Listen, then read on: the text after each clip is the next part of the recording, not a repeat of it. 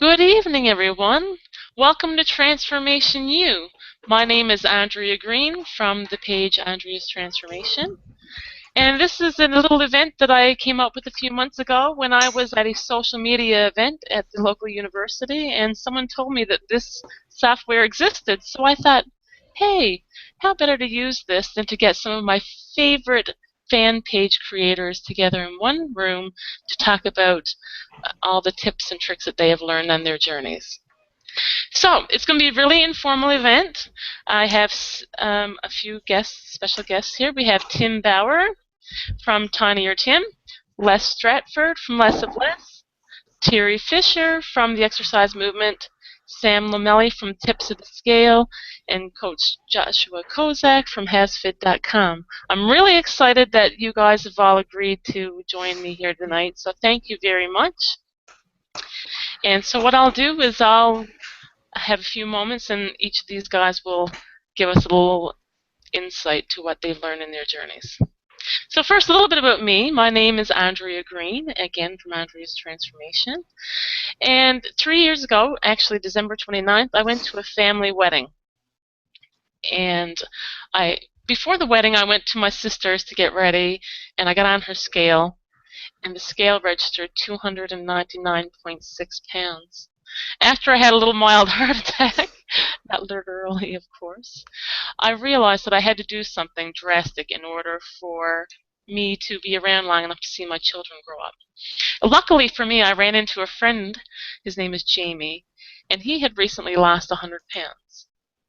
Now, I knew that Oprah Winfrey had lost 100 pounds, but she had a personal chef and a coach, and I thought, somebody who works full-time, who's a busy mom with 2 children, who has 7 siblings, and whose time is pulled in multiple directions, how can someone like me take this amount of time and effort to do this monumental task?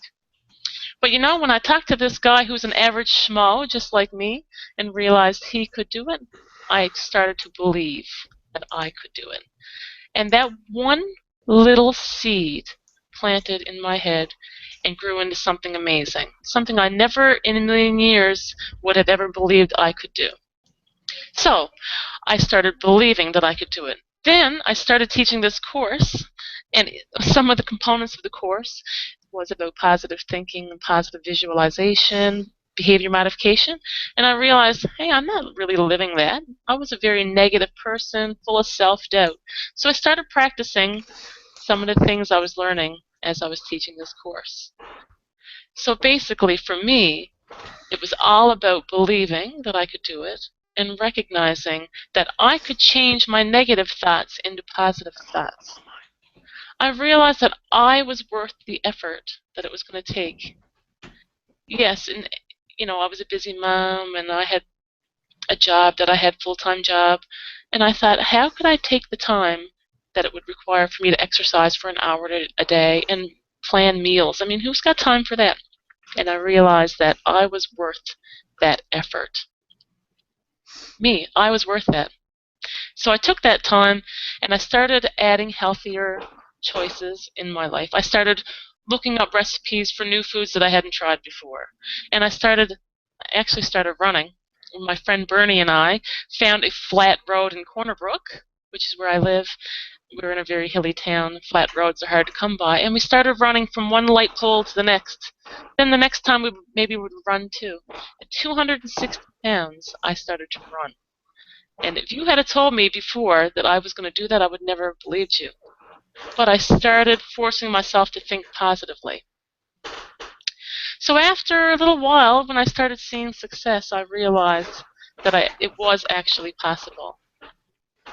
And wow, the things that I have done, from running half marathons to completing sprint triathlons, this girl who was 300 pounds, who lost 130 plus pounds, started doing things that are completely amazing to me, all because I believed I was worth it and I believed I could do it.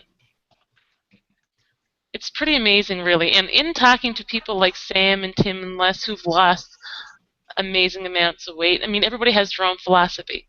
But for me, the biggest thing that I did for myself that changed everything was I thought, I'm not going to worry about losing 140 pounds. I'm not going to worry about how many steps it's going to take me to run that half marathon. Just this one moment, I'm going to make this one good choice. What I did 5 minutes ago is irrelevant. If I ate whatever 5 minutes ago, I'm not going to beat myself up over that and binge because of it, which is what I used to do.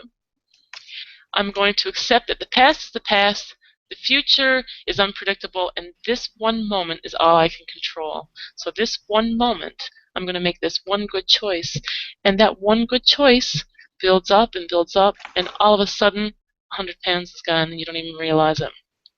It's been an amazing journey. The best thing about this journey is that I created this fan page, and I can help people find what it is that they can enjoy doing, find what it is that motivates them, help them to believe that, yes, this average woman with 2 kids and a busy job can do it, then maybe I can do it too. So all of this struggle and journey is worth it if one person can believe. And that is the greatest gift that I think I have ever been given. But anyway, that's enough from me. I think I'll pass it on now to Tim from TinierTim.com. Tim, if you can give us a little heads up from where you are and what's it like there and what your story is. For sure. Thanks, Andrea. And I have to say that one of my favorite parts about being a part of this weight loss and fitness community is seeing extraordinary people like Andrea refer to themselves as average, and it's just so amazing to see. You have a great story. Thank you so much. So I'm Tinier Tim is kind of my moniker. I live in Orange County, California. We were discussing the weather briefly, and so Andrea's, it's negative 25. It hit 80 degrees here today, Fahrenheit. So it's a balmy 80 degrees here in Orange County. And I love where I live. So I am a 35-year-old marketing director. And to share my story, in November 2010, I was 440 pounds. So, and you might see my little before picture at tiniertim.com if you want to see what I look like. Most people tell me today they can't tell, and that's one of the biggest compliments I could ever get, that they don't know. But I was depressed, I was lonely, I was sad. I'm a father of 2 daughters, and at the time I was preparing a lesson for a class that I was teaching. It was a college course. It was like a self-development course, if you will. And the lesson manual had given this idea to teach a principle that the kids should take their challenges one thing at a time. And it suggested listing the names of challenges or sins on tennis balls and tossing 4 balls at a kid at once, and they wouldn't be able to catch them, but if they did it one at a time, they could handle any amount of problems, similar to Andrea's philosophy. Well, the names of the challenges that it said to list were things like cheating, dishonesty, adultery, and it listed unhealthy eating habits alongside these things that I'd always perceived to be far more grievous sins, things that were big errors and judgments, big lapses. And I had considered myself a very successful person. I had done well in life. I had done well with friends, but I was still sad. I was still missing something. And when I saw unhealthy eating habits there alongside all these other sins, these mistakes, these challenges that people had, it really registered with me, and it gave me this moment where I was able to come to myself and realize I'm robbing myself of my best life. And for the first time, I decided that I would lose weight for me for the right reasons, because it wasn't my first rodeo, right? I've tried to lose weight 100 million times.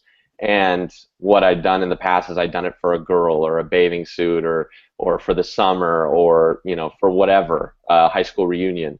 These are the types of motivations that I had had in the past. And for the first time, I decided that I deserved it. So I had this great friend named Brett who I confided in. I told him my desire, and he said, I'm going to write you up a meal plan. I'm going to help you out. You're going to eat, clean foods, and by next Christmas, you can lose 100 pounds. And that thought implanted in my head got me so excited and got me so pumped that I just couldn't wait. And as soon as he gave me that meal plan, I went to the store, I rushed out, I grabbed the food, and I thought to myself, next Christmas, I'm going to be down 100 pounds. And so like Andrea, I took each day one day at a time. And I focused on just making as many good decisions as I could. Now, the truth is that first night when I was so excited to start eating healthy was actually the first time that I had a relapse, which is crazy. I didn't even last a day. But I was so addicted and so consumed with my love for unhealthy food that I couldn't last that day. I woke up that next morning. I was so ashamed. I brushed my teeth 16 times. I felt like an alcoholic that was trying to mask the alcohol in his breath. I was so embarrassed by what I had done, even though no one knew what I was trying to accomplish. At any rate, from that day forward, I recommitted myself. I decided I'm going to make this happen. I never had a relapse again for that entire year. By the time the next Christmas rolled around, I was down 200 pounds. I actually lost 200 pounds in just over a year, 1 year and 9 days.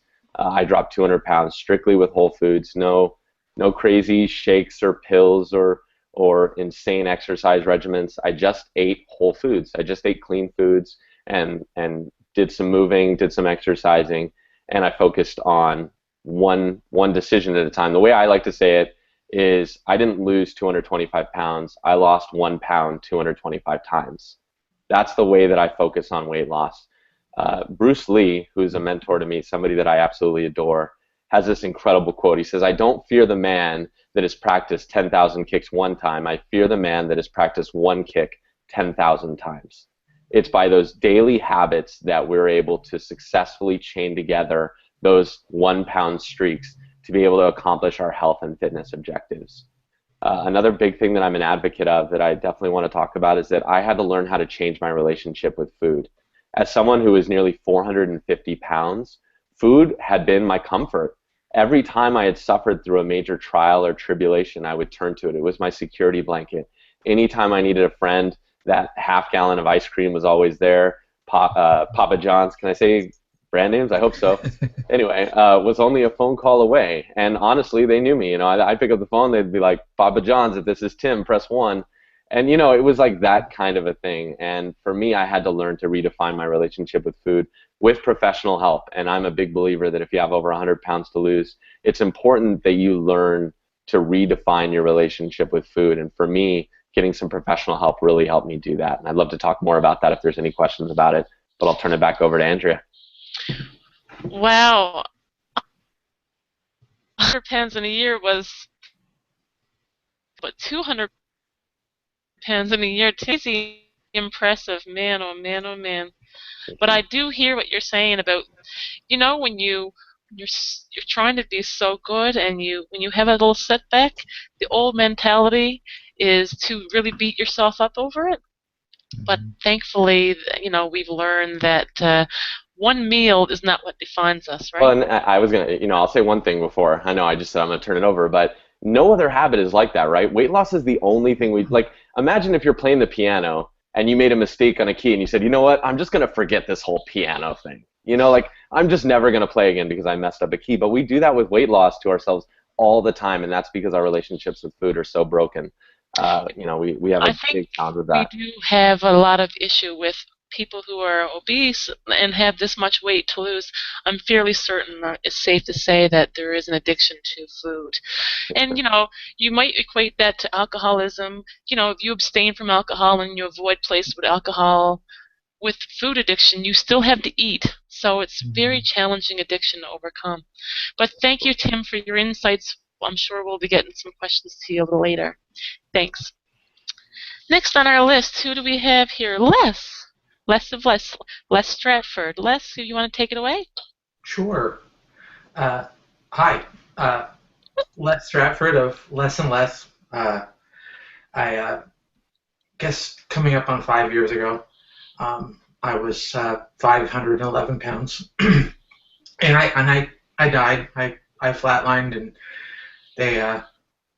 they brought me back, and they had to do like a surgery to remove the blood clots that were in my lungs, and they had to do it while I was awake.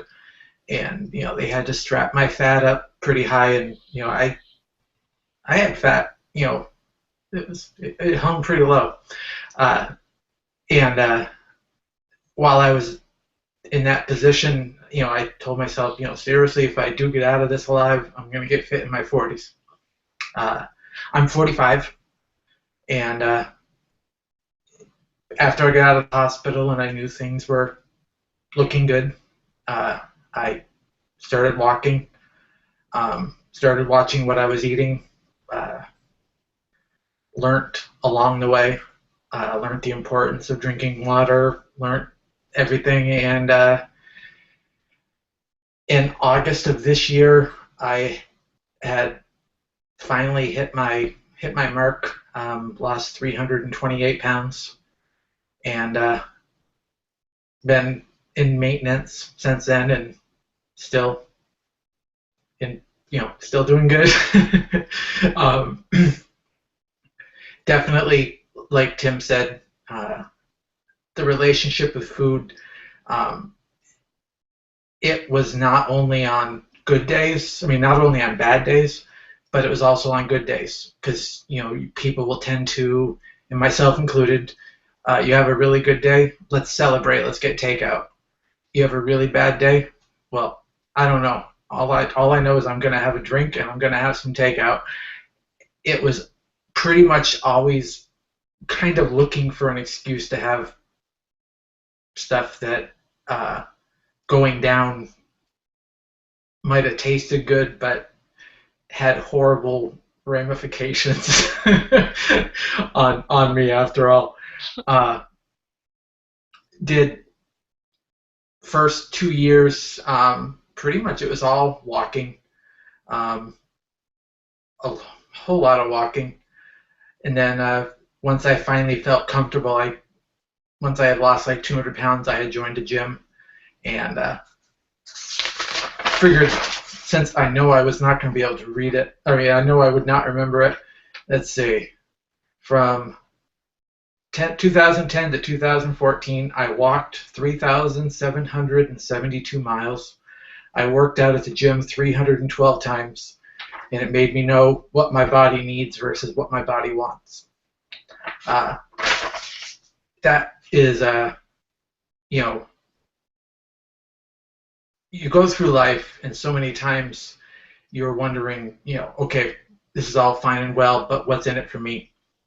But you don't really think, when you're eating something, is this in the long any way going to be helping my body like run efficiently, to make me feel good, to make me feel all sorts of awesome.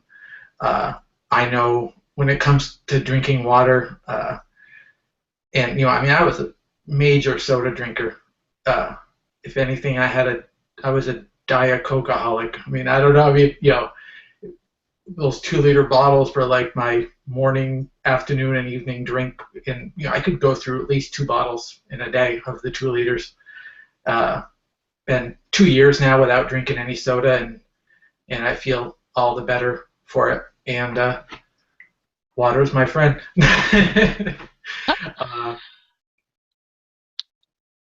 I guess that's it. Wow, Les, that's pretty impressive, man. Oh man! And I've been following these guys, so I feel a little bit fangirlish here that I'm actually getting to talk to you guys.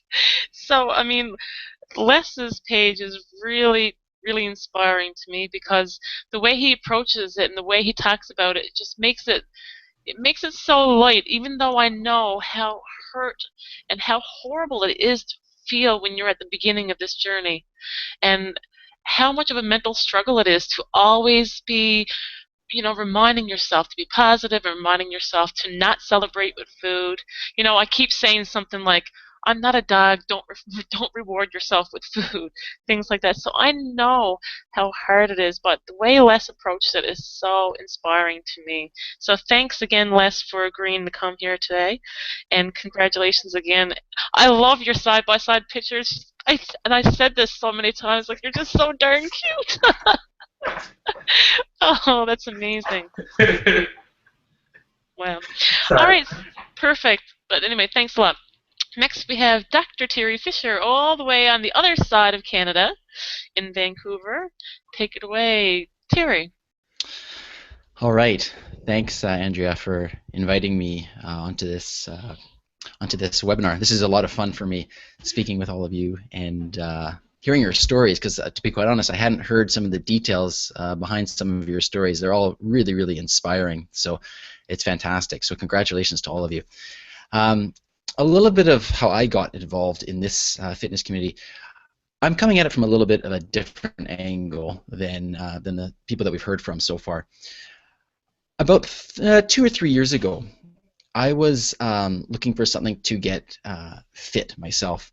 As Andrea mentioned, I'm a sport and exercise physician in Vancouver, so a lot of what I do, along with helping athletes to recover from injuries, but is also dealing with people that are looking for advice in terms of how to get fit, how to begin an exercise program, and they're looking for some type of medical advice. So that's a lot of what I do, and I really enjoy that.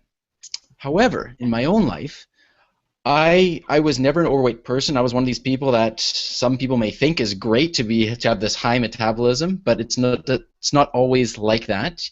I can remember growing up and being made fun of because I was really skinny, and that wasn't something that I particularly enjoyed.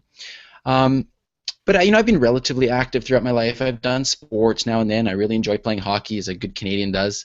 But my fitness was never really great. And the time that it really hit me was, as I said, a couple of years ago when I've got two young kids and we were out at the park playing soccer, and we'd be kicking around the ball and they'd kick the ball to me, and I wouldn't run to get the ball. If the ball came to me, then great, I'd kick it back. But otherwise, I'd say, you guys go get the ball. And they started getting frustrated with me, and I could see that, and I wasn't happy about that, and I wasn't happy about those interactions with my kids, and I could see that the relationship, I have a good relationship with my children for sure, and I'm very happy and feel very blessed about that, but I thought it could be better. And I started looking at ways that I could really increase my own fitness, and I tried a number of different things. I'd gone to the gym, and for whatever reason, that just didn't work for me. I tried a running program, and I did that for a while, and I really enjoyed it at the time, but after a while, I sort of lost my enthusiasm for that.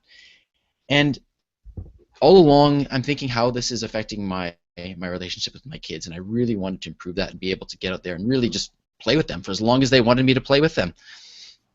And I came across, actually I was at work one day, and a colleague of mine, an orthopedic surgeon, we just happened to be chatting about fitness, and he mentioned a home workout program, and he asked me if I'd ever heard of it, and I hadn't. I'd actually never considered those things. But he got me very intrigued about it. I went home, did some research, looked these up, and got a home fitness program, and I started doing it. And to this day, I can't completely explain it, but it just clicked for me, and I did it. I committed to it. I did it every single day. I come up from the other side. I wanted to put on weight, and since doing that, I went from sort of a 140-pound skinny, not really fit person to putting on 15 to 20 pounds of muscle and working out just strictly at home. And what was even more important about that, from my perspective, was that I really started to notice the change in my fitness level, and I was able to interact and have more fun with my kids and play with them. And now I coach the hockey team, and I do all this stuff that's just so much fun to be a part of. And then I realized that the fitness is very important, and sure, the physical appearance is very important, but what I think is even more important is the way it affects all areas of your life, your self-esteem, the way you interact with people. And it was at that point that I realized, hey, if I could do this and experience these changes in my life, and not just for myself, like I said, but in terms of relationships and other people in my lives, why can't anybody else? And that's when I realized that social media is the way to reach the biggest number of people most efficiently these days. And that's when I started the exercise movement, and I really truly believe that it's a movement. And my big dream, and some people think I'm crazy, but my big dream is to change our focus in the healthcare system from treating disease and treating illness to promoting fitness and promoting wellness. And as I'm sure many of you know, the healthcare system is particularly in Canada, there's a lot of stress on it, there's a lot of costs, and the costs are constantly rising. And I think if we could create this movement where people were focused on health and wellness, not only would that increase their lives in terms of their quality of life, their health, their fitness, their relationships, and so on, it goes on and on, but also we may be able to make a real good impact, a really significant impact on our healthcare system. And that's sort of where I'm coming at this from. And that's so that's my take on the exercise movement. And like I said, it's really inspiring hearing all of your stories. So there we go. Thanks a lot, Teri. Teri's another page that I've been following for quite some time. I love the positivity in your posts, and I love the fact that you brought something really interesting to, I never realized that people who were small had the same issues that people who are big. Right. It's a real eye opener. One time I would have thought, probably wrongly, that those people don't have self-esteem issues either. But it's really interesting that health and wellness affects all of us, no matter what size we are, and even people who are smaller, they want to gain weight, and everybody wants to be healthy cardiovascularly or to look fit. So I really thought your page was really inspiring to me, which is why I invited you here. So thanks again for coming. Yeah, Tim, everybody has body image concerns. I just saw you typed over there in the chat, and everybody goes around their life thinking that the world kind of revolves around them, right? And how we're the only ones suffering. We feel so alone, but these pages and the people who create these pages really bring us together as a community, and I'm really thankful to be following all of you guys. So again, thanks, Teri. Yep. Next up, Sam Lomeli, the golden voice. Sam is the creator of tipsofthescale.com, and I got the opportunity to be on his website last year. So, Sam, I'll let you give a little lowdown now on what it is you're doing and what your journey is all about. All right, happy to. Thanks for having me here. It's an honor to be among you guys. And I have to apologize ahead of time. I'm nursing actually a sore throat right now, so my voice isn't what it normally is. But a quick summary of my background is I was overweight from a very young age. I'm the youngest of 5 kids. I was born 10 years after my closest sibling, so I was very much an only child. And so all my cousins, all my siblings, and all of their friends were all way older. So it was just me and my books and food and video games. And so I was left to my own devices for a long time, and so I was overweight from a very, very young age. I share this on the blog and on the podcast really frequently, but around the time I was 9, about 9 in the 4th, 5th grade, we were all getting on a scale in a classroom at school, and I don't know what activity this was for or what the purpose of it was, but I remember seeing the needle go past 110. And so here I am, 9 years old. This is the first time I had any concept of where my weight was in relation to other people, and it was something that I didn't enjoy seeing, and I certainly didn't enjoy hearing about from my young classmates for the remainder of the year. And so this was the beginning of years and years of my childhood where I was picked on, I was bullied, and I dealt with a lot of that kind of stuff, which colored my development from a self-esteem and self-respect point of view. And so I had a lot of issues with that in my early teens. This persisted into high school, and this is where things changed for me in high school. I lost 55 pounds between the ages of 15 and 17. And it was really because I found 2 individuals who treated me different than anybody else at school did at the time. I had people making remarks and making comments, and just I was kind of an outcast that way. But these individuals didn't judge me, weren't mean to me, and in every way they could be, they were very positive. And so for the first time, I had a new kind of accountability, and people who were asking me to do certain things and pushing me out of my comfort zone, but with positive intentions.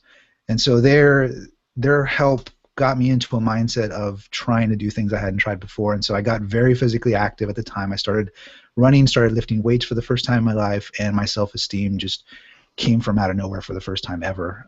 It was a really transformative thing for me in my late teens at that point.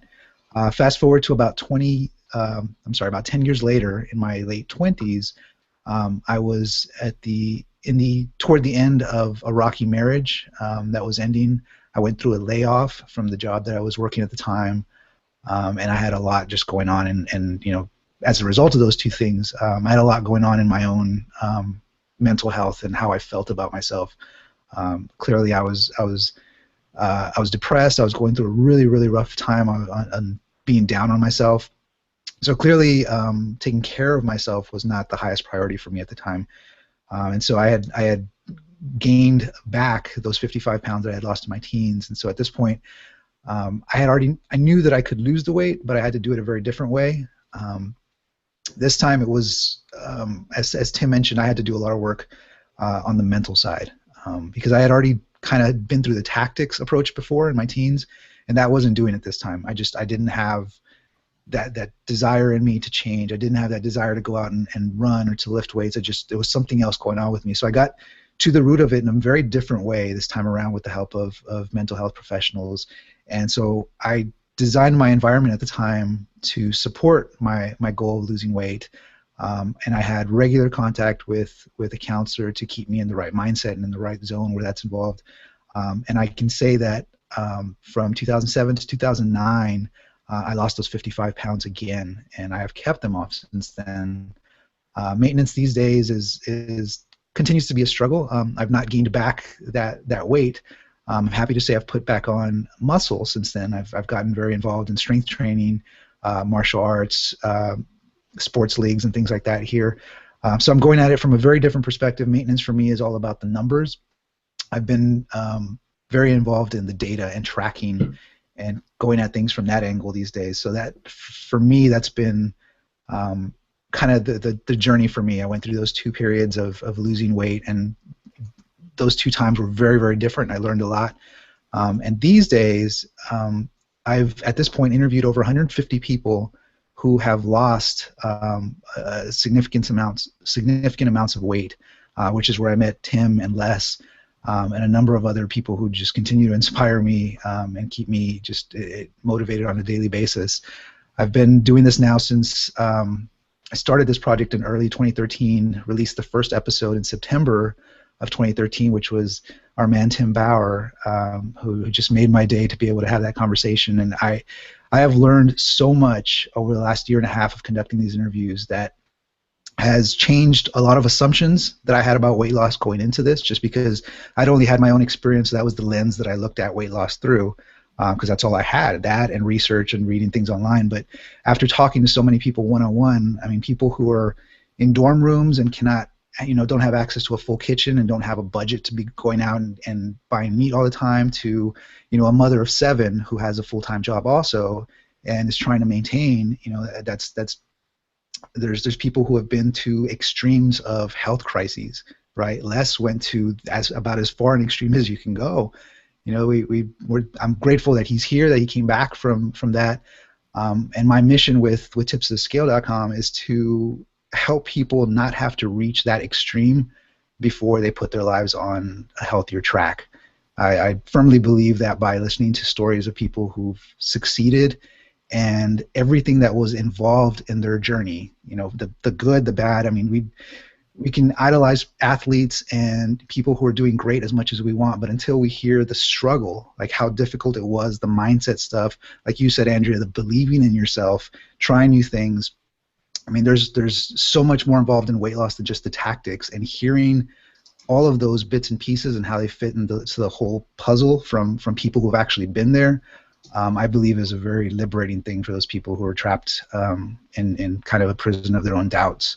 So that's my mission. That's what I'm doing with the Tips of the Scale, and that's what brings me to meet awesome people like you all. So that's me. Wow, Sam, that's a really great story. When I first met you, and we did a little bit of work together on that podcast, I thought, wow, this man devotes so much of his life. I mean, you must spend hours and hours and hours and hours a week doing all of this recording and interviewing people just so that there's a chance. You don't even get to see the people, for the most part, who are watching and listening. Mm-hmm. You just give so much of yourself, and I'm so impressed by that. Thank you so much, Sam, for coming again tonight and sharing your story as well and your struggles. Thank you.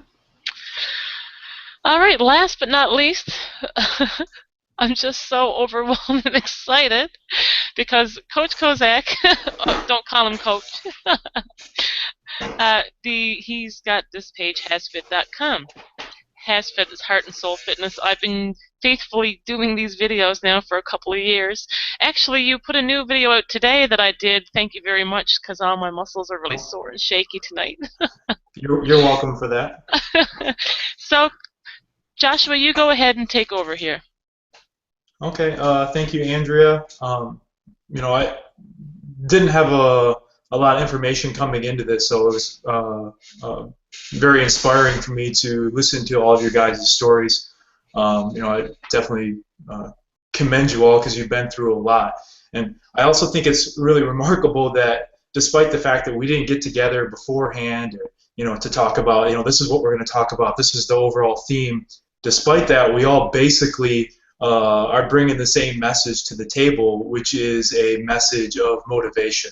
We're not coming to the table saying, okay, in order to be successful, you need to do X, Y, and Z. You need to eat this. You need to do this workout, whatever. Because really, at the end of the day, those are all auxiliary things. The important part is getting yourself motivated. And getting yourself motivated and staying motivated. But once that is accomplished, everything else just falls into place. So you see everybody else, obviously, being January, we're inundated with all these commercials and all the marketing that's getting us to buy this product or that product or whatever. And very few, if any, of those commercials or marketing campaigns talk about what's really important, which is getting you motivated. And still, they're trying to sell you some product, etc., convince you that's what you need. But if listening to all of these gentlemen and Andrea's story proves anything, it's obvious that that's secondary and the motivation is the key. So just kind of interesting that we both are in the exact same, coming to the table with the same message. So I, as Andrea said, my name is Joshua, better known as Coach Kozak. And I am a little bit different than these guys because I am a lifelong fitness enthusiast. So I don't have a weight loss story. I don't have a story about, conquering, let's say that, how should I say this? I don't have a story where I came from zero, I had to come from zero and work my way back like these guys did. They definitely to be commended for that. That being said, what I do have is a vast amount of experience with people like these guys and with that have had these struggles, and I feel like I've been blessed to influence a lot of people positively and also see so many different journeys. I feel like there's probably nothing that I haven't seen at this point or nothing that I haven't heard at this point. Before I get into that, let's just try to make it brief about my background. Basically, when I was 17 years old, I opened up a gym. It was very similar to what would now be called a CrossFit gym, but when I was 17, CrossFit didn't exist. I guess I just wasn't as good of a marketer as Glassman. But that being said, so it was a dirty gym, just people really into training. I trained everybody from house moms to athletes, including a future Heisman Trophy winner. So, that was my introduction to training. And the biggest thing that I had to learn, because I had the science down, I had the exercise, the nutrition. I thought that that's what it took to be a good trainer, and I thought that's what it took to, took to get somebody to their goals. But that couldn't be further from the truth, because again, all that information that's available to everybody. But the hard part is really learning how to motivate and inspire people past the physical, but more so emotional barriers that bind them. So I had that gym for about 5 years before moving on to another opportunity, and I continued training for another 5 years before starting HasFit. And the fire that started HasFit was the fact that in a day of training people, I could only reach or help so many people. So I was only one person. I felt really good.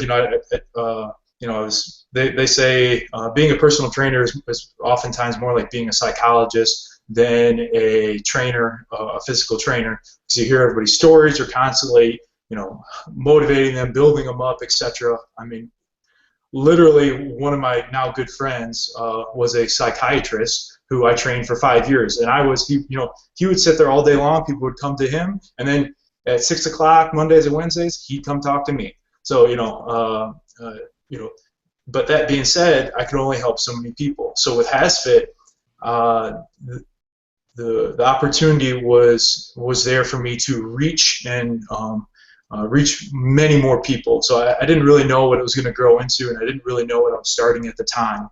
I'm happy I did, obviously, but there's a common theme, like I said, to all these success stories, is they were able to find their motivation and they ran with it and they kept hold of it. So I wanted to I wanted to be more than just a resource for health and fitness information. You know, anybody can say, oh, well, you know, make sure you avoid too much pineapple because there's extra sugar, or, you know, just all the fluff content that you see all day, every day. And again, the reason you really see that, and you'll probably tell I'm a business guy just from the way I'm talking, but the reason you see that is because, well, they get you to click on it. You know, they grab their 100,000 views and they make X amount of dollars from advertising. Moving on. You know, that's the incentive. The incentive is not let's help people. So I wanted to do something where I actually was giving people the information, inspiration, and motivation they needed to succeed, not just a bunch of fluff. So, you know, again, just to kind of emphasize that. So I feel like there's, you know, too much emphasis out there, and, you know, again, when you see all the content on the internet on the how to eat healthy, how to exercise, etc. You know, while that's obviously important, at the same time, it's secondary to the why.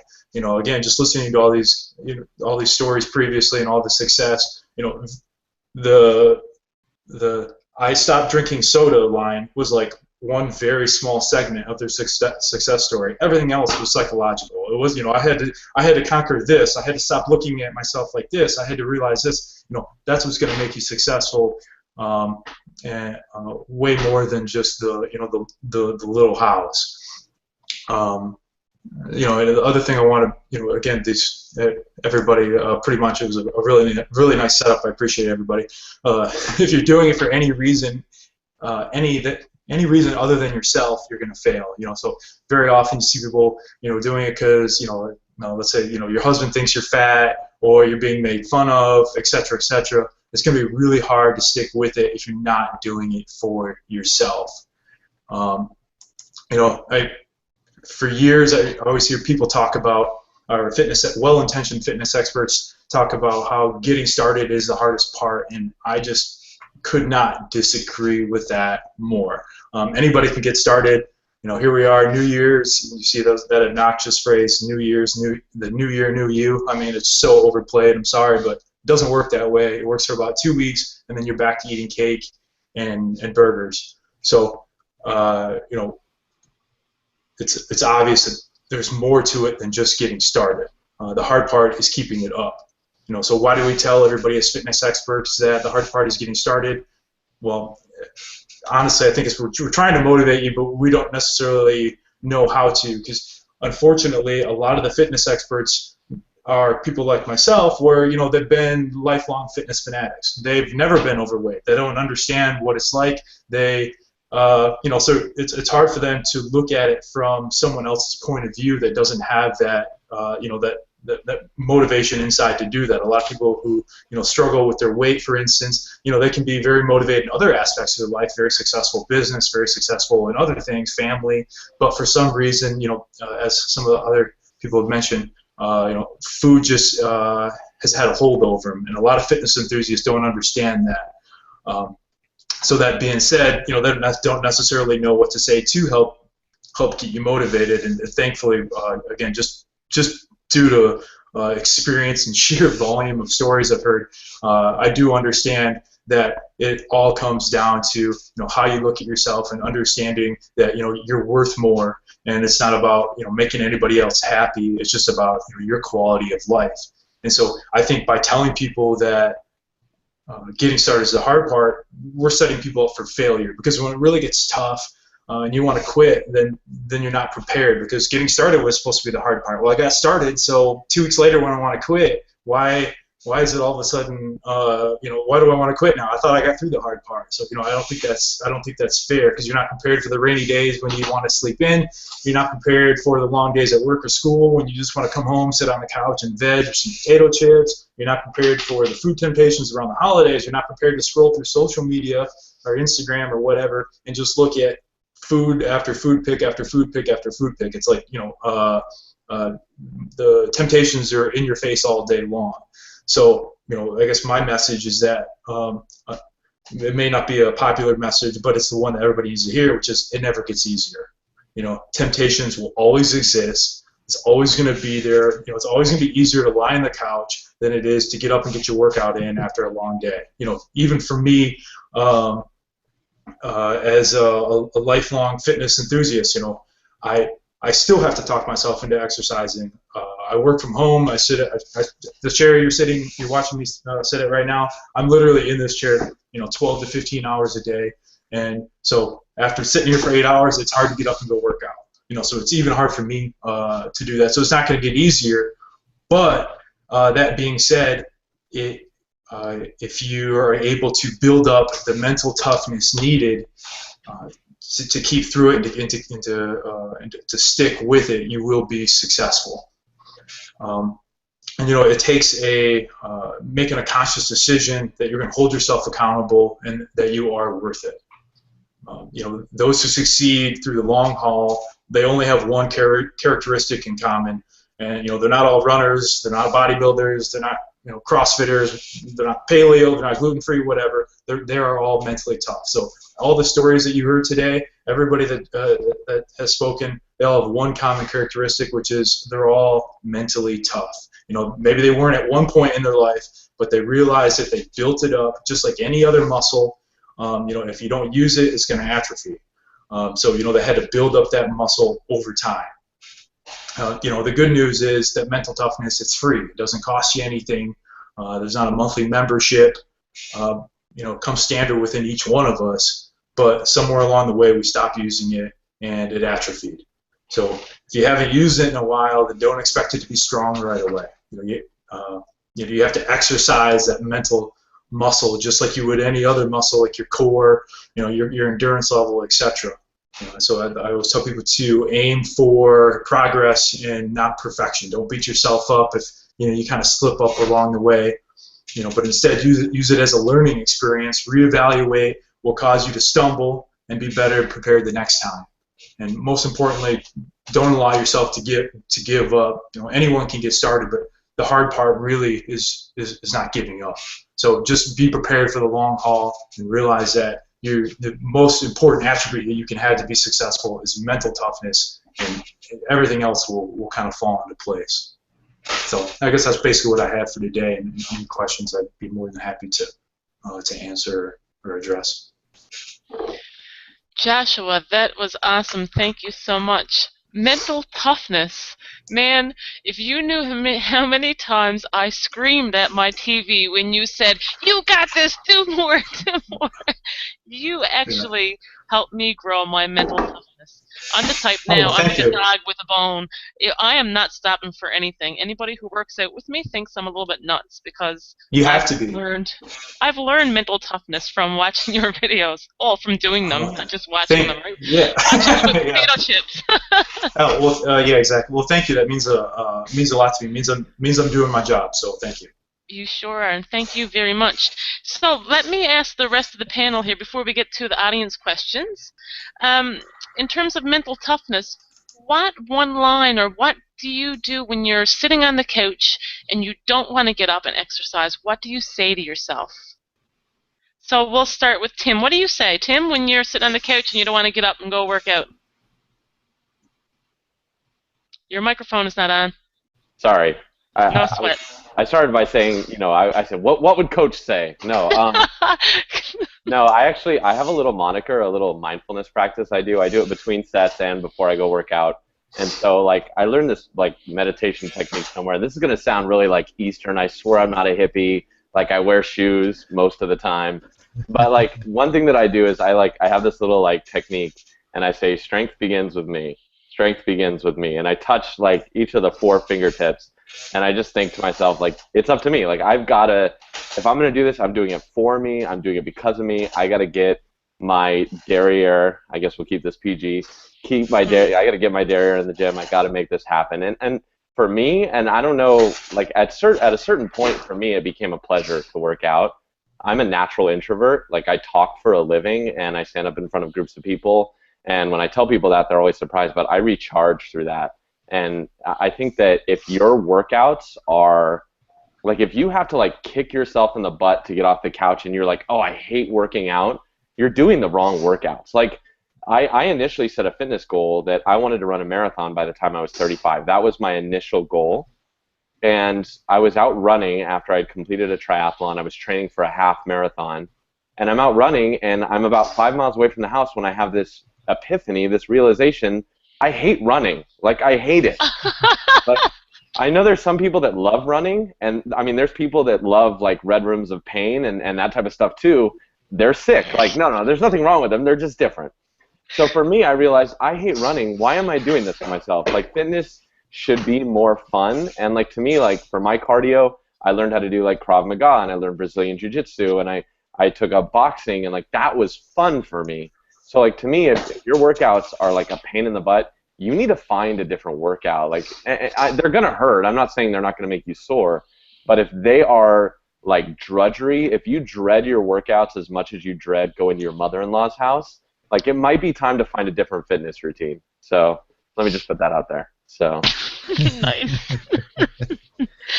I hope my mother-in-law's watching. I don't dread going to my mother-in-law's at all. you laughed a little hard at that. I don't know. Like, All right, Coach says, I don't know what was it the actual quote now, but something like "work your butt off, so it's going to hurt, but it's going to look good" or something like that. Something like that. You must know more than me, so I'll something like that. There's so many of those dang motivational images; it's hard to keep track. But honestly, for me personally, I would totally just repeat what he said, which is you need to find what is enjoyable to you. And actually, while good for instance, I'll use the same running analogy, which is naturally I am not trying to get too technical on you, but I'm a fast twitch athlete. I'm sprinty. I'm good at 400-meter sprint. I'm a bigger guy. That's what my body is naturally built for. So for me to do an endurance race, I have done half marathons. Trained for a marathon. My wife got hurt, so we didn't end up doing it. But that being said, to me, it's like pulling teeth. It's not what is naturally fun to me, fun for me. That's what requires the most motivation for me to get up and go train for. But something that I enjoy, on the other hand, I look forward to it. I mean, another good for instance is 2 weeks ago I went out and I bought a basketball. I hadn't dribbled or played basketball or shoot hoops. I hadn't done that literally in like 10 years. But I was like, you know what? That sounds like fun, and why not? So for like the last 2 weeks, I've been going, to the park 2 to 3 times a week and playing basketball by myself. Basically I put myself through drills or whatever, But it's just fun for me, So you're not maybe, maybe whatever is fun for you is something that is going to be, it could be a little outside of the box, what have you. But just find what you enjoy or maybe what you hate the least. And stick with that, and don't feel like you have to do what everybody says is the best workout of 2015. Don't go do the best workout for the rest for everybody else in 2015. Go do what you enjoy. So I would definitely resonate what Tim said on that. Nice. And you said it earlier, I think progress, not perfection. You say this all the time in your workouts. You're not trying to beat anybody else. You're just trying to be a little bit better than you were yesterday, and I love that. Right, exactly. So, Les, how many Yeah. kilometers and miles you walked? What do you tell yourself? Just a quick one sentence that you say to yourself in order to get yourself out the door. I just love how I feel after I exercise. It's a nice rush. And I know I'm better for it. So for me, I look forward to being able to do it just because I really do like how it makes me feel. And on days when I have a rest day, I don't really necessarily like how that makes me feel. So it's a keep your eye on the prize kind of guy, hey? Yeah. Right. Sam, what's your mantra? What gets you into the gym or wherever your gym is? Well, I'm a big. I am just like Tim. I am not a fan of running. It's not for me. I've tried it, and no, it's just not. I'm a fan of finding new things to try, because I'll get bored just like a lot of people do of the same workout day in day out. I love strength training these days, but there are times I walk into my garage and I look at the iron and it's like, no, it's just not in me today. But what I do is mix it up. If I don't feel like lifting weights today, but I still need to be active, I'll throw on a yoga DVD, do some yoga, do some Pilates, or I'll just roughhouse with my son, run around the neighborhood, do something like that. But it's just doing something that keeps you active, even if it's not like exclusive, for the purpose of activity or for exercise. Another thing that fuels a question I ask on the podcast is I have found that nothing can change our mood as much as music and things that change kind of the energy we have in our day. Right? You can walk into a sad movie or a happy movie, and whatever you were feeling beforehand, at the end of that movie or at the end of a piece of music that's really uplifting or that's really sad, it changes your feeling. I see Tim post in the chat here because he knows what my favorite workout song is, and that's exactly it. If I'm not in the mood for lifting or for being active, music does it for me. I have a playlist that I'll pop on that just getting 2-3 songs into it, I can't help but have like I'll start moving to it. I'll start reciting the lyrics, whatever it is, it'll move me in that direction. So for me, that's a way to get myself, less than saying Eye of the Tiger, that's a way to get myself pumped up when I don't feel like doing it. And the other thing, the last thing I'll add is sometimes even music won't do it, but I have to remind myself that if I'm playing the lead role in this, God, Tim, if I'm the hero in my own life, like what would I do, right? On the days that the hero in the movie doesn't want to work out, does he work out anyway? Yes, he does. He finds something to do. So I kind of associate it with an identity, and if the identity is an athlete, then what would the athlete do today? Would they not work out because they don't feel like it? No, they will. So those are my 3 there. Britney Spears. I like the song choices here, guys. Love Britney Spears, Coach. Wow, never would have thunk it. Unexpected. Last but not least, Teri, are you still there? Yes. Okay, I thought I lost you for a minute there. You're a Beachbody coach. Yep. And I have done Insanity and all of those videos as well. And Yep. man, I'm going to tell you, when you first do Insanity, the first couple of days you're hurting. You're a hurting unit. What Yep. do you say to yourself really quickly to get yourself to go ahead and do that next video in the list? Yeah.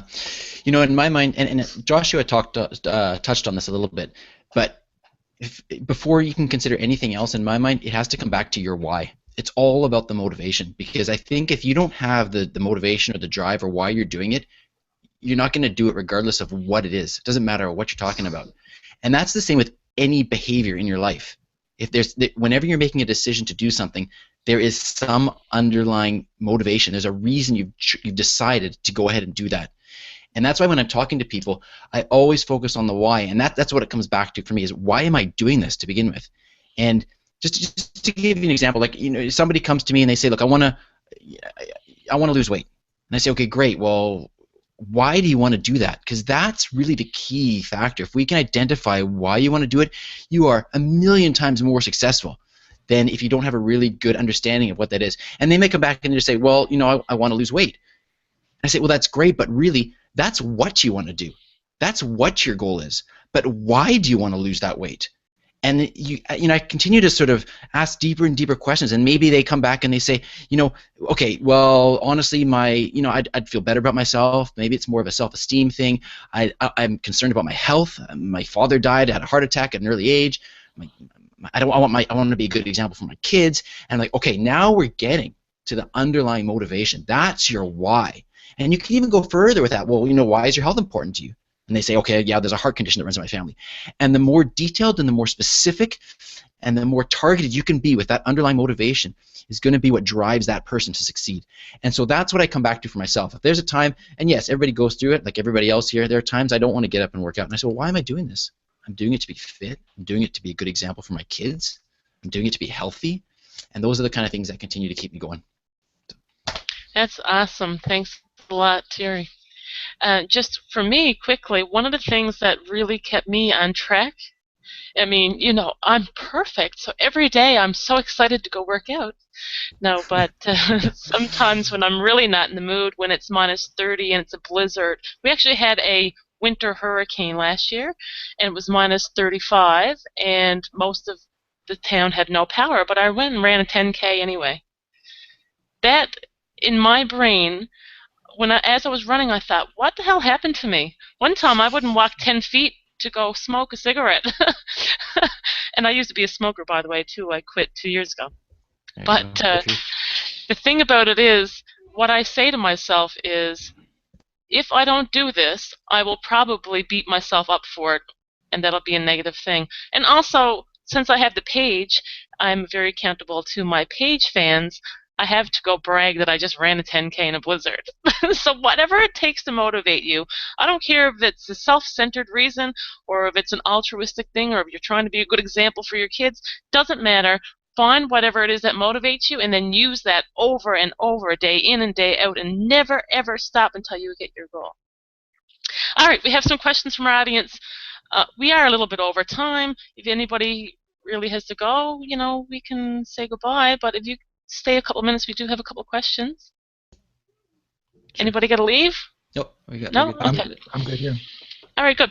All right, we had one from a lady named Stephanie. She asked about beginners workouts.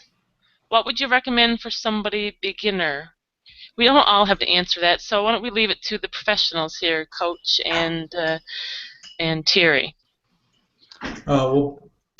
Beginner is a very general term, just to start with. So it's kind of hard to give you an exact recommendation. But honestly, so instead, maybe I'm going to give you maybe not the answer you want to hear, which is, when you're just starting off, it's better to do, just better to do anything. Anything is good, So even if you feel like, I can only work out for 5 minutes and then I'm done, I can't move, I'm dead. Great, 5 minutes. The next day, try to do 6.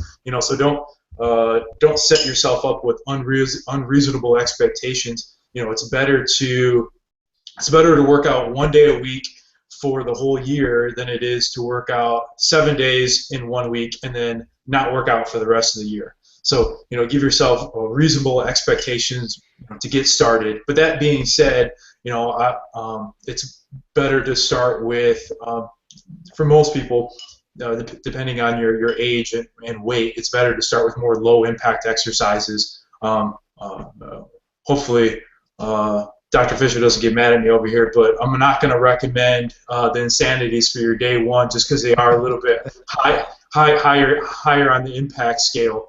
If you're a beginner 15-year-old, that's cool. But if you're a beginner 50-year-old and you weigh 250 plus, it's not going to be good for you. So hasfit.com, hundreds of free beginner workouts. Check it out.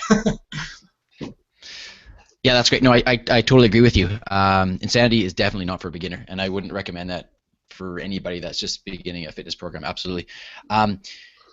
There's a couple of things. I have to sort of give my little disclaimer here and preface this by saying that, yes, I'm a sport and exercise physician, but what I'm saying here, it's not to replace your own professional medical advice. I can't. There's no way I can possibly give you your own personal consultation here. But I will say that there's a couple of things that I like to establish when somebody comes to me and they're an absolute beginner. There's something called the PAR-Q, which is basically a questionnaire. I've got this information on my website, but basically it's a questionnaire of 7 questions that anyone should go through. This is the standard questionnaire that physicians use these days that addresses issues as to whether or not it is safe for you to begin an exercise program. So that's the first thing that I would recommend, is going through the PAR-Q. I actually recently did a podcast about that as well, and that can be found on the website as well. But basically it goes through topics of, is there a family history of cardiovascular disease? Are you fit cardiovascularly, if that's a word? And it goes through a couple of key things to consider. If you basically go through that questionnaire and you screen yourself and all the answers are okay, then you're generally okay to start an exercise program.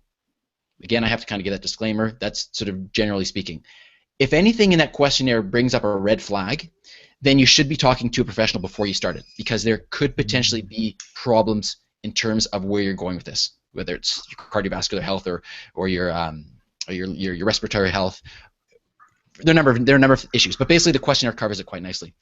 Once we've assumed that that's okay, then I generally like to start people very similar to what Coach says over there, and that's with something very small, very manageable, something that's going to be achievable, that's going to be a realistic goal, because if you set up unrealistic goals, you're setting yourself up for failure, and then you may not try again. But ultimately, I'm trying to align them with what the recommendations are for exercise. And the recommendations for exercise, at least as far as the current standards go, are 30 minutes of moderate to vigorous aerobic activity 5 times a week. Or another way of putting that is 150 minutes of moderate to vigorous aerobic activity, 150 minutes of moderate to vigorous aerobic activity per week. And there should be 2 days of strength training in there as well. And that is sort of what I am gearing them towards. As you said, Andrea, I'm a Beachbody coach. I would never recommend Insanity then as a beginner one. There are other programs that are more appropriate for a beginner, and that's where I could give some various recommendations. But basically, that's what I would do. I'd want to make sure that they are safe to start an exercise program, and when they are, then basically be working towards what the Canadian recommendations are for the exercise guidelines. Excellent information there, Teri. Thanks a lot. One of the things a lot of people ask me on my page, and they see what I'm posting some days, when I was training for the triathlon, there was days that I did, 3 and 4 hours of aerobic activity. So, I always have to remind myself to go back and say, this is the amount of exercise I'm doing because I'm training for an event. But if I'm just exercising for my health, I'm just doing, 40 minutes a day, 5 days a week, and a couple days of strength training. But anyway, that's been a very long time since I've worked out that little amount. Anyhow, we do have another question here from the audience, which was from, just give me a second here. When you fall off the wagon and you find it very hard to wrap your brain around getting back in the zone, what advice can you give to get you back on track?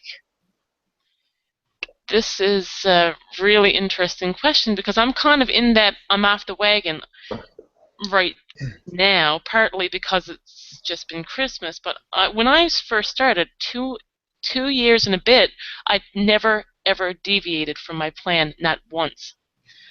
And now I'm deviating from my plan basically every day because I'm so close to my goal weight that I feel like I'm allowing myself all these little treats that it's causing my food addiction to kind of cause me some trouble. So, who wants to take this question on what do you do when you've fallen off?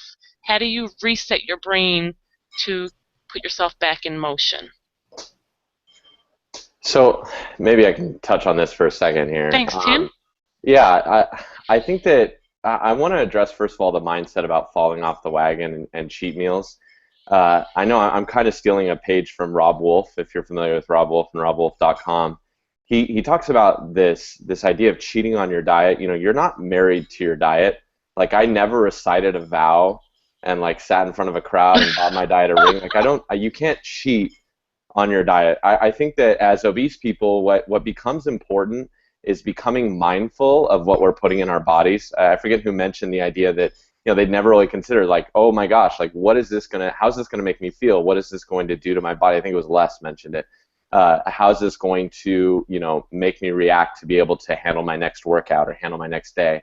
And I think that what we need to find out is how do we start becoming mindful of what we're eating. And like Andrea said, you might get to a point where you reintroduce foods, or you're gonna have okay, tonight I know I'm going out with friends and I'm going to the Cheesecake Factory and I am going to have a piece of cheesecake, and you just plan in advance. And so it's not like you're not going to beat yourself up about it. Maybe you eat a little bit differently during the day to make yourself feel a little bit okay with having some cheesecake at night. But the challenge for us, I think, comes in being ashamed of wanting these things. And it's okay. It's just we need to know okay, if I'm going to have this, I need to eat a little bit differently, or I need to forgive myself and move on the next day. It's when we are ashamed of wanting these things that we feel let's sneak into a closet. I used to be a late at night eater. My parents would have leftovers in the fridge, and I would sneak in there at night, and I would eat the food, and I would eat straight out of packages because I didn't want any dishes around. I was hiding my love for food. I was sneaking out of a window to meet a woman. That's how I would eat Doritos.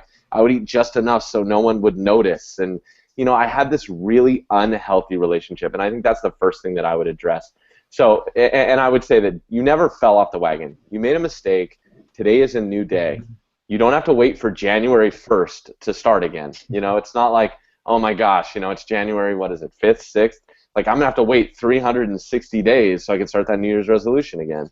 It's okay. Again, with the piano, if you miss a key, you don't have to throw your piano in the trash. Just start playing again tomorrow. then get back in it. And if you can't get back in the zone, then you got to look back at why were you doing this in the first place. Obviously, there was some kind of extrinsic motivation that's outside of you that's not there anymore, or that intrinsic motivation was never there to begin with, and that's very important too.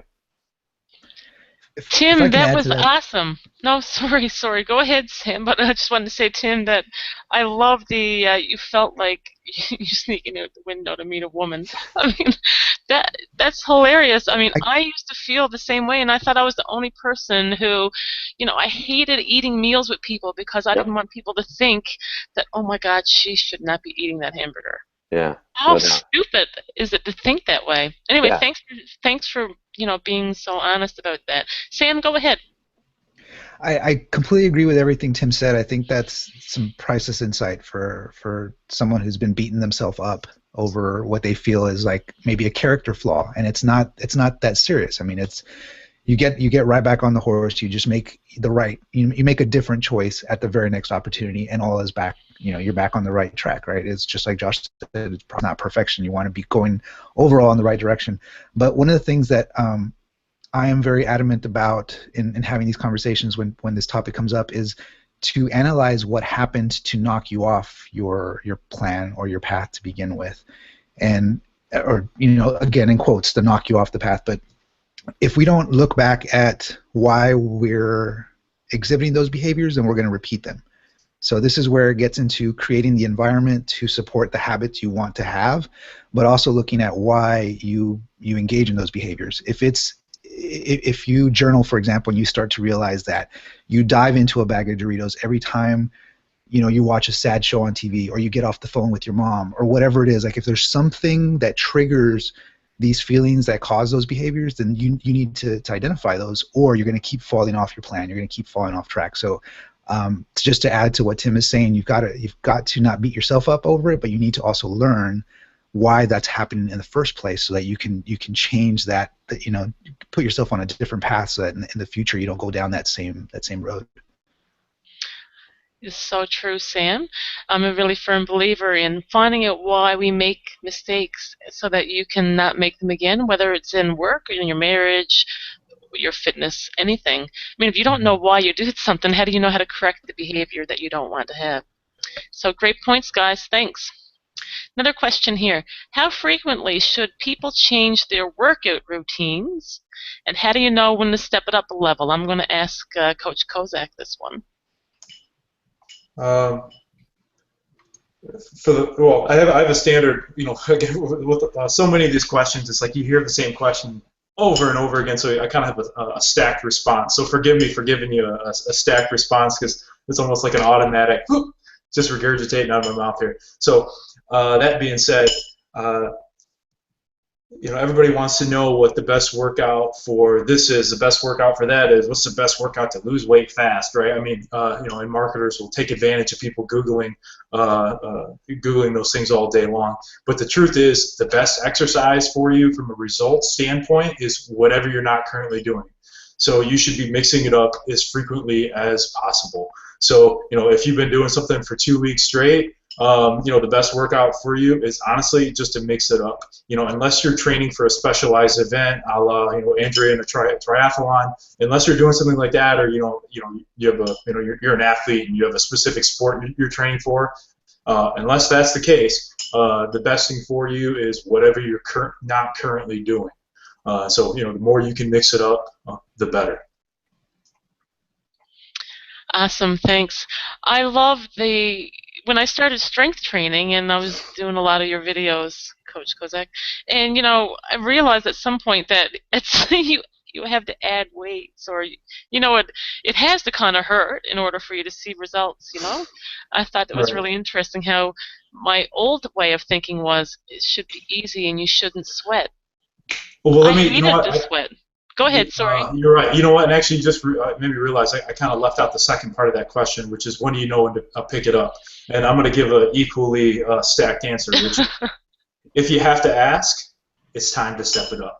I mean, if you're wondering, then yeah, it's time to pick it up a notch. So again, there's always there's always exceptions. One being if you have some sort of physical limitation or disability of some type. But that aside, if you have to ask, when should I pick it up? Well, that means you're ready to pick it up. Excellent. I love it. All right. So next question here. We have from Jamie. I lost 115. Oh, Jamie, this is the guy who actually lost all this weight and when I saw that he did it, I believed that I could. But anyway, he says, I lost 115 pounds in 2011, ended up with excess skin that looks like flab. I hate it, and it embarrasses me. I was slim and fit until August of this year and just gave up. Any tips on how to improve your body image? I'm really interested in answer to this myself because I have very similar body image issues. It's mind-boggling to me that I can lose 130 pounds and feel worse about my self-image than I did before because of this extra skin. Any of the guys who's lost, a significant amount of weight want to really quickly touch on that? Sure. Go ahead. Yeah, I lost a good amount of weight in the last 5 years, and there is loose skin. Keeping myself properly hydrated, losing it at a good pace, it's better than it could be. I don't really feel like my inner self right now feels all sorts of awesome. I wake up and I'm firing on all cylinders. So if my outer shell has a few imperfections, I know that I feel like 500 times better than I did 5 years ago without excess skin. So for me,